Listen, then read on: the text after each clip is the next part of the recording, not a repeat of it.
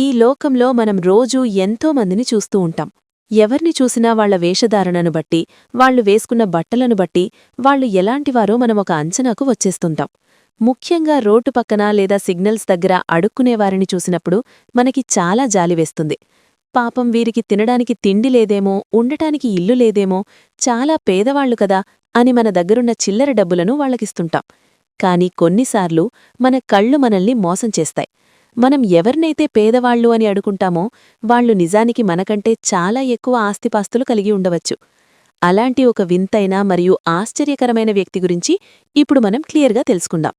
ఇతని పేరు భరత్ జైన్. ఇతనెవరో కాదు, ప్రపంచంలోనే అత్యంత ధనవంతుడైన భిక్షగాడు. ఇతని గురించి తెలిస్తే ఎవరైనా సరే నోరెళ్లబెట్టాల్సిందే. సాధారణంగా ఒక మనిషి నెలకు 30,000 లేదా 50,000 రూపాయలు సంపాదించాలంటే ఎంతో చదువుకోవాలి, ఆఫీసుల్లో గంటల తరబడి కష్టపడాలి. కాని భరత్ జైన్ మాత్రం కేవలం అడుక్కోవడం ద్వారానే లక్షలాది రూపాయలు సంపాదిస్తున్నాడు. ముంబై లాంటి పెద్ద సిటీలో ఒక సామాన్యుడు సొంత ఇల్లు కొనాలంటే అది ఒక కలలాంటిది. జీవితాంతం కష్టపడినా అది సాధ్యం కాకపోవచ్చు. కాని భరత్ జైన్ మాత్రం ముంబైలో కోట్లాది రూపాయల ఆస్తులను వెనకేశాడు. ఇతని మొత్తం ఆస్తి విలువ సుమారు 7.5 కోట్ల రూపాయలు వరకు ఉంటుందని అంచనా. ఒక భిక్షగాడికి ఇన్ని కోట్ల ఆస్తి ఎలా వచ్చింది అని అందరూ షాకవుతున్నారు. ఇతను ఎక్కువగా ముంబైలోని ఛత్రపతి శివాజీ టెర్మినల్ మరియు ఆజాద్ మైదాన్ వంటి రద్దీగా ఉండే ప్రాంతాలలో కనిపిస్తుంటాడు.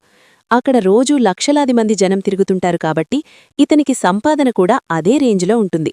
భరత్ జైన్ రోజువారీ ఆదాయం గురించి తెలిస్తే షాక్ అవ్వడం ఖాయం. ఇతను రోజుకు 10 నుండి 12 గంటలు అడుక్కుంటాడు.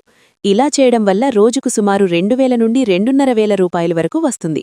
అంటే లెక్కవేసి చూస్తే నెలకు 60,000 నుండి 75,000 రూపాయల వరకు కేవలం అడుక్కోవడం ద్వారానే సంపాదిస్తున్నాడు. ఈ కాలంలో ఒక సాఫ్ట్వేర్ ఇంజనీర్ లేదా ఒక గవర్నమెంట్ ఉద్యోగి జీతం కూడా ఇంత ఉండదు. మనం ఎంతో కష్టపడి చదువుకుని ఆఫీసులకు వెళ్లి బాసుల తిట్లు తింటూ సంపాదించే డబ్బు కంటే ఇతను ఏ టెన్షన్ లేకుండా అడుక్కుంటూ సంపాదిస్తున్న డబ్బే ఎక్కువగా ఉంది.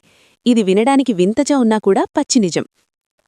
డబ్బు మాత్రమే కాదు, భరత్ జైన్కి ఉన్న ప్రాపర్టీస్ గురించి వింటే ఇంకా ఆశ్చర్యం వేస్తుంది. ముంబై లాంటి ఖరీదైన సిటీలో ఇతనికి ఒక ఫ్లాట్ ఉంది.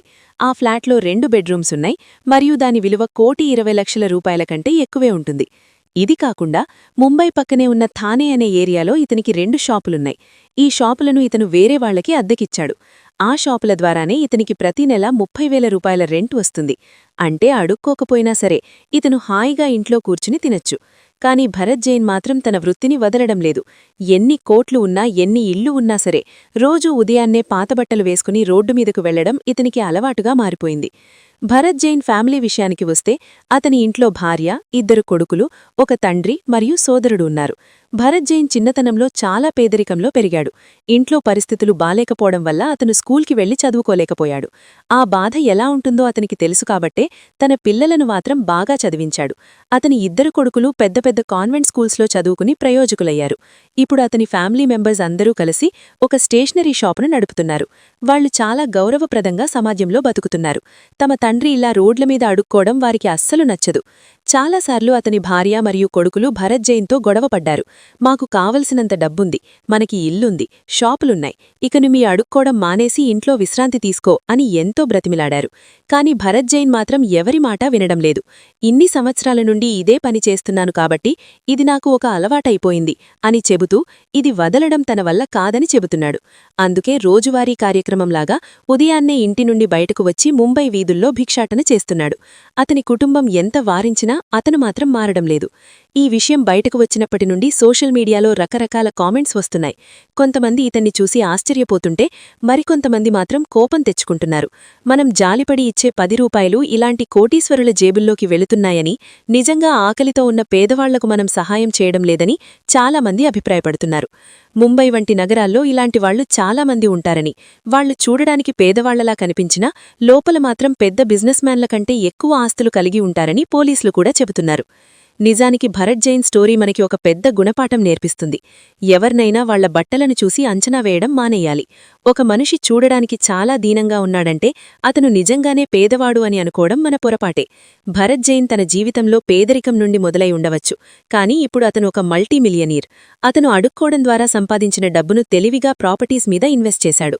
అందుకే ఇప్పుడు అతనికి అద్దె రూపంలో మరియు సంపాదన రూపంలో భారీగా డబ్బు వస్తోంది. ఇదంతా వింటుంటే అడుక్కోవడం అనేది కూడా ఒక ప్రొఫెషనల్ బిజినెస్ లాగా మారిపోయిందని అనిపిస్తోంది. చాలామంది ప్రజలు ఈ విషయాన్ని నమ్మలేకపోతున్నారు. ఒక భిక్షగాడు కోటీశ్వరుడవ్వడం ఏంటి అని అందరూ అనుకుంటున్నారు. కానీ ముంబై వంటి నగరాల్లో ఇది సాధ్యమే అని నిపుణులు అంటున్నారు. ఎందుకంటే అక్కడ జనాభా ఎక్కువ, ప్రజల దగ్గర డబ్బు కూడా ఎక్కువే ఉంటుంది. ఎవరైనా జాలిపడి ఇచ్చే డబ్బులన్నీ కలిపితే నెలకు వచ్చే అమౌంట్ చాలా ఎక్కువగా ఉంటుంది. భరత్ జైన్ లాంటి వాళ్లు ఆ డబ్బును దాచుకొని వాటితో ఇళ్లు మరియు షాపులు కొని తమ భవిష్యత్తును సెక్యూర్ చేసుకుంటున్నారు. అయితే తన కుటుంబం గౌరవంగా బతకాలని కోరుకున్న భరత్ జైన్ తను మాత్రం తన ఇంకా అదే పాత జీవితాన్ని గడపడమనేది ఒక మిస్టరీలాగే మిగిలిపోయింది.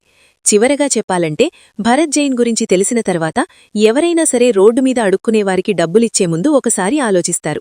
నిజంగా ఆకలితో ఉండి తినడానికి తిండి లేని వారికి సహాయం చేయడం మంచిదే, కానీ ఇలాంటి కోటీశ్వరులకు మనమిచ్చే చిన్న చిన్న మొత్తాలు వాళ్ల బ్యాంక్ బ్యాలెన్స్ని ఇంకా పెంచుతాయి తప్ప వాళ్ల జీవితంలో ఎలాంటి మార్పు తీసుకురావు. భరత్ జైన్కి ఇప్పుడు ఉన్న ఆస్తులతో అతను ఒక లగ్జరీ లైఫ్ గడపవచ్చు, ఏ ఇబ్బంది లేకుండా శేష జీవితాన్ని గడపవచ్చు.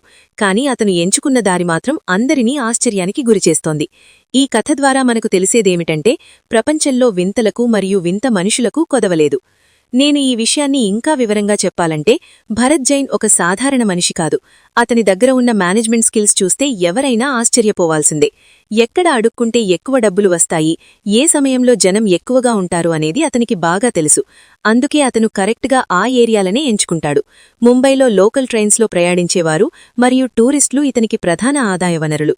వాళ్లు ఇచ్చే ప్రతి రూపాయిని అతను లెక్క పెట్టుకుని జాగ్రత్తగా దాచుకుంటాడు. ఇలా ఒక ప్లాన్ ప్రకారం చేయడం వల్లే ఈరోజు అతను ఒక కోటీశ్వరుడయ్యాడు. కానీ సమాజంలో ఒక భిక్షగాడిగానే గుర్తింపు పొందడమనేది అతని వ్యక్తిగత ఇష్టం. అతని ఫ్యామిలీ మెంబర్స్ ఎంత వద్దన్నా అతను వినకపోవడం వెనుక ఉన్న కారణం కేవలం డబ్బు మీద ఆశ, లేదా అది ఒక వ్యసనంలాగా మారిపోవడమై ఉండవచ్చు. ఏది ఏమైనా భరత్ జైన్ పేరు ఇప్పుడు సోషల్ మీడియాలో ఒక సెన్సేషన్గా మారిపోయింది.